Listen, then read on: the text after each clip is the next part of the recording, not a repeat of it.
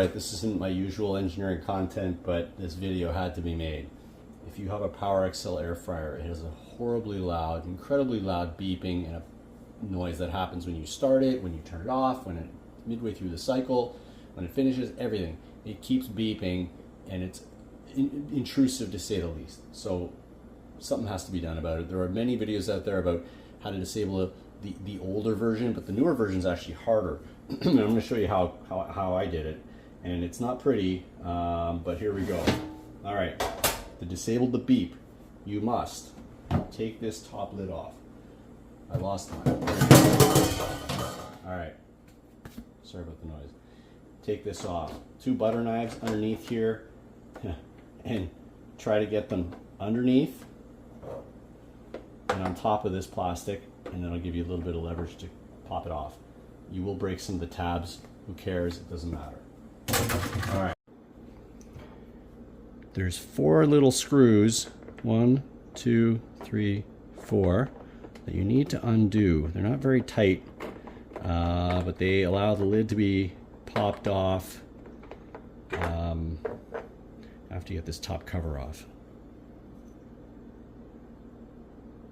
Next, and this is the harder part, you need to pry this top part off. If you lift hard enough, you'll see a gap, and you can stick a credit card in there and get some space. Then after that, you're going to try to pry it up all the way around. Now, you may not succeed in prying off the front part. I'm going to try to do that now. You may not need to anyway, because when you lift it up like this, you'll be able to see inside at the culprit. And it's this silly little black piezo buzzer. Okay, it's right on the circuit board. It's the black cylindrical thing with a little hole in the top.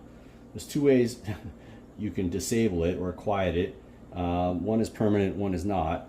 Simply cover the hole on top and it'll cut the noise by about half. Other people have ripped the plastic off and just basically mangled the insides and ripped out the little buzzer element. That's permanent, and it certainly works, but you're never going to hear anything from your machine, which may or may not be desirable. So that's pretty much it. If you want to, pry your machine open and get to it, that's where it is, and it's a bit of finger work. One note is when you put it back together, there's a fan. It looks like a bathroom fan that gets caught on the plastic lid, and you just have to massage around it a little bit to get the lid to close again, the top to get back into its original position. Anyway, good luck. I didn't think this was possible, but reassembly might actually be worse than disassembly. And the problem I'm having is this little piece here. It's a little vent duct, and it has to go, there's a notch, or a tab rather, that goes in this little slot, and then it's, as you push it down and push it this way, these side tabs hook into here. So when you're reassembling it, there's a couple of things you got to do. Catch the top tab in the hole, pull this cover over. Oh, this is so easy, isn't it? And there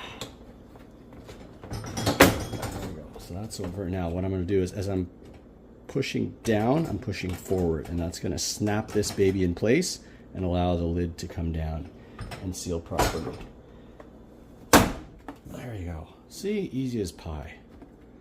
And then you can tuck in the rest of the plastic, however you like.